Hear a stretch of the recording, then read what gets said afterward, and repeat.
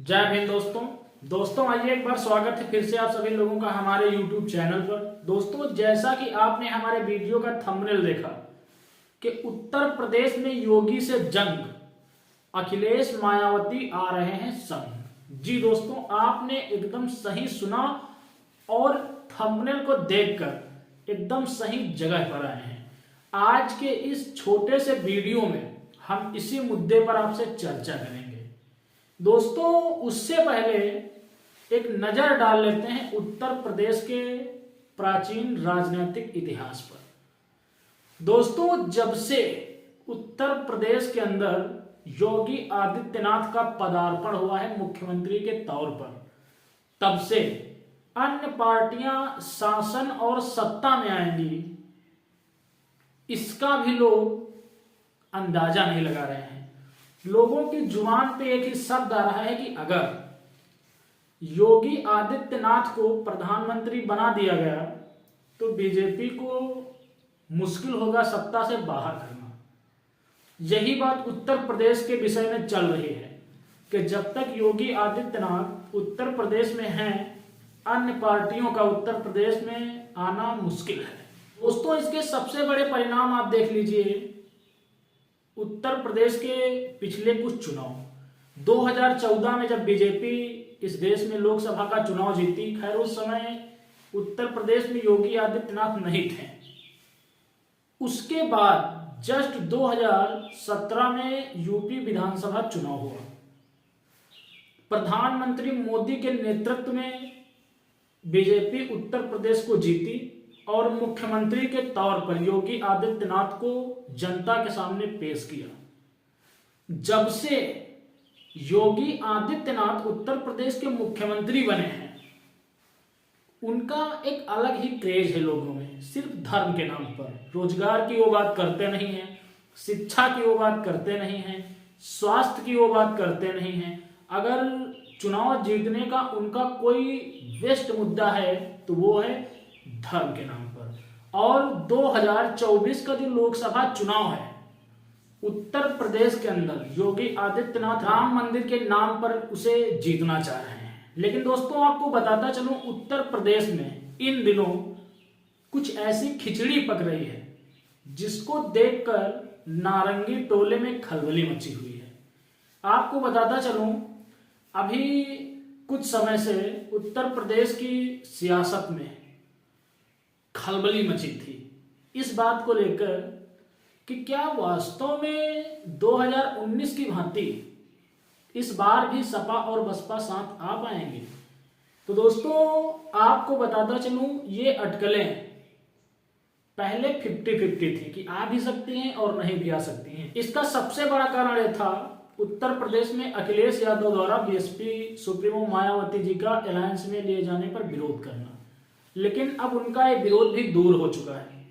अभी कुछ दिन पहले उन्होंने एक मीटिंग बुलाकर अपनी पार्टी के विधायकों की ये स्पष्ट कर दिया है और उन्होंने यहां तक कह दिया है कि अगर कांग्रेस बीएसपी सुप्रीमो मायावती जी को उत्तर प्रदेश में लेना चाह रही है तो हमें कोई दिक्कत नहीं है। कयास ये लगाए जा रहे हैं कि अब अलायंस पर 15 जनवरी को अपने जन्मदिन के शुभ अवसर पर बीएसपी सुप्रीमो मायावती जी क्या अनाउंस करती हैं, क्या फैसला लेती हैं। साथियों आपको बताता चलूं, अगर 15 जनवरी को बीएसपी सुप्रीमो भी अलायंस में शामिल हो गई और सपा बसपा एक साथ आ गई तो आप 2019 की तुलना 2024 से मत करना, क्योंकि 2019 में वास्तव में बीजेपी की लहर थी और अब की बार उत्तर प्रदेश की जनता बीजेपी के कार्यकाल को देख चुकी है, समझ चुकी है। उनको लगने लगा है कि अब इस सरकार से उत्तर प्रदेश में दलितों, पिछड़ों, किसानों, मुसलमानों का कोई फायदा नहीं होने वाला है। वो विकल्प ढूंढ रहे हैं कि कौन उत्तर प्रदेश के अंदर 2024 में बीजेपी को रिमूव कर सकता है। और दोस्तों ये आप भी जानते हैं कि जो उत्तर प्रदेश फतेह करेगा वही दिल्ली की गद्दी पर बैठेगा और ये तभी संभव होगा जब गठबंधन में उत्तर प्रदेश की सभी नामी पार्टियां आकर साथ में चुनाव लड़ेंगी। ये कयास लगाए जा रहे हैं और ये लगभग 95% उम्मीदें भी हैं कि बीएसपी सुप्रीमो भी अलायंस में आएंगी।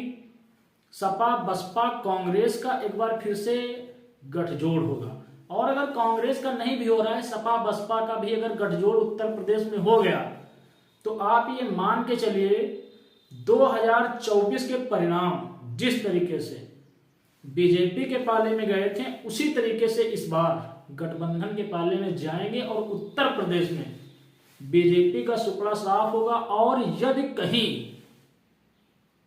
अलायंस ने बीएसपी सुप्रीमो मायावती जी को प्रधानमंत्री पद का चेहरा घोषित कर दिया, तो आप ये मान के चलिए 80 में 70 सपा बसपा प्लस का गठबंधन जीत कर आएगा। आप इसे कागज पे अभी लिख के रख लीजिए, और गठबंधन के बाद वीडियो में आप कमेंट करके जरूर बताना कि आपने एक वीडियो में ये बोला था, आज ये सच साबित हो रहा है।